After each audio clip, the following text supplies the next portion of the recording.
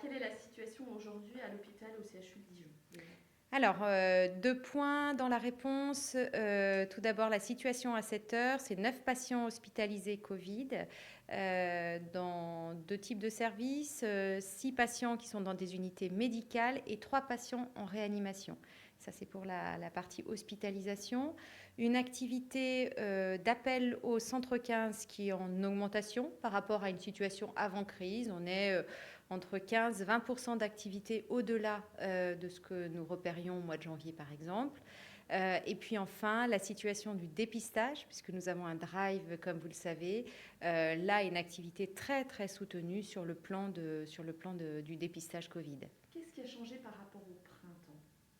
Alors, la situation par rapport au printemps, c'est une diminution de l'âge moyen des patients testés positifs Covid.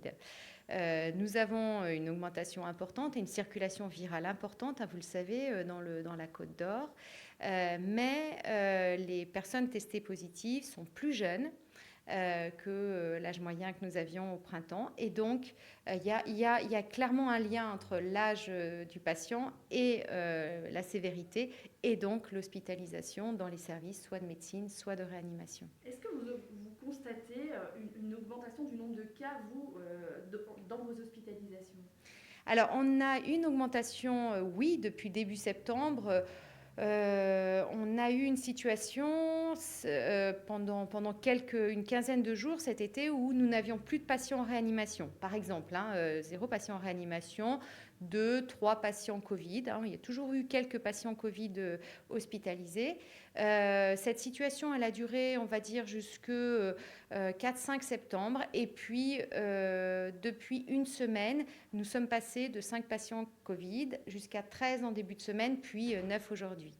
Est-ce que la situation est en train de se tendre? Est-ce que vous diriez ça? Je dirais pas ça. Je dirais qu'elle est sous surveillance vraiment très active parce que par ailleurs, nous avons une très forte activité d'hospitalisation à l'hôpital, mais vraiment très forte. Et ça, bon, à vrai dire, tout l'été, hein, pratiquement pas de lit de disponible, que ce soit en médecine, en chirurgie, donc une très forte demande de soins. Et la différence entre la première vague, donc le printemps, et aujourd'hui, c'est que nous voulons éviter les déprogrammations d'activité pour vraiment répondre à une demande de soins qui est importante.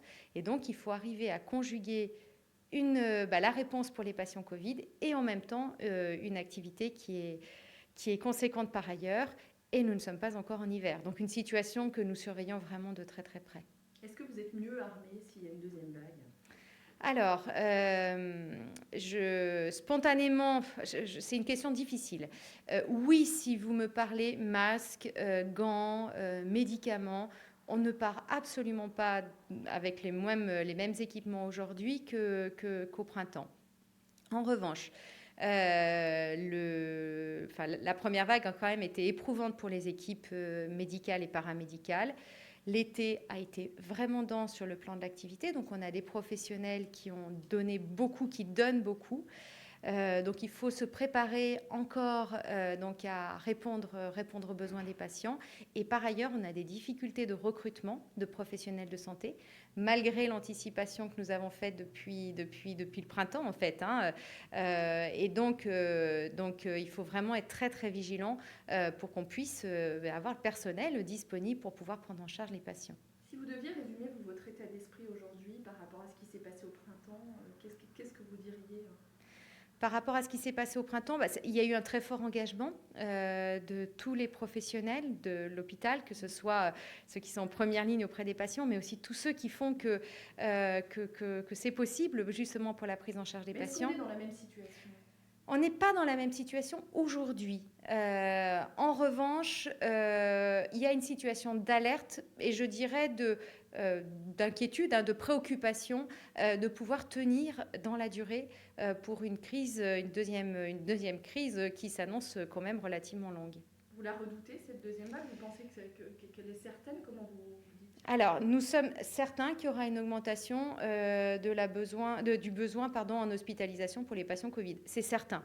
Les anticipations, c'est une demande qui va être beaucoup plus importante à partir, on va dire mi-octobre, novembre, décembre, c'est certain que nous aurons à prendre en charge davantage de patients. Et nous nous sommes préparés, enfin nous préparons cette réponse depuis le mois de juin déjà.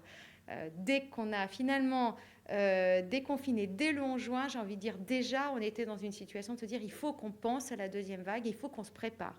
Et tout l'été, nous avons eu pas mal de réunions médicales, de réunions avec les médecins pour préparer la réponse. Alors, c'est gradué, c'est-à-dire qu'on ne veut pas mettre des moyens, mobiliser les équipes au niveau au plus haut, parce qu'il faut tenir dans la durée. Donc, on a différentes étapes, mais nous sommes préparés à augmenter en particulier le nombre de lits en réanimation, qui était vraiment un point tout à fait crucial lors de la première vague, et nous savons que ça peut être un point de fragilité évidemment du dispositif. Ça veut dire quoi en chiffres ça? Ça veut dire que vous aviez combien de lits possibles? Combien vous en avez utilisé au printemps, puis combien vous pouvez en mobiliser là? Alors on était sur une centaine de lits disponibles, en utilisant aussi des lits dans d'autres établissements.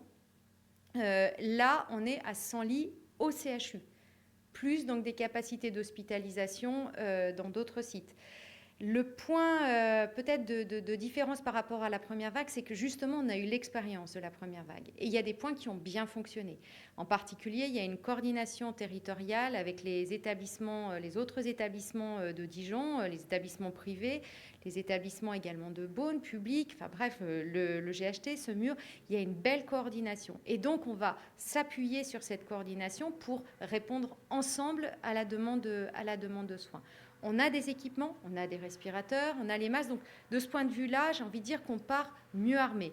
Ensuite, il faut prendre la décision au bon moment pour ne pas saturer les équipes, savoir anticiper les transferts de patients quand c'est nécessaire, comme on l'avait fait sur la première vague, et puis accompagner nos équipes. 100 lits disponibles, et puis là, une dizaine de cas. Bon, c'est pas l'affolement. Non, pour l'instant, c'est pas l'affolement. Et d'ailleurs, voilà, on n'est pas affolé, on est vigilant, on est prudent, mais on n'est absolument pas dans une situation d'affolement, de crise.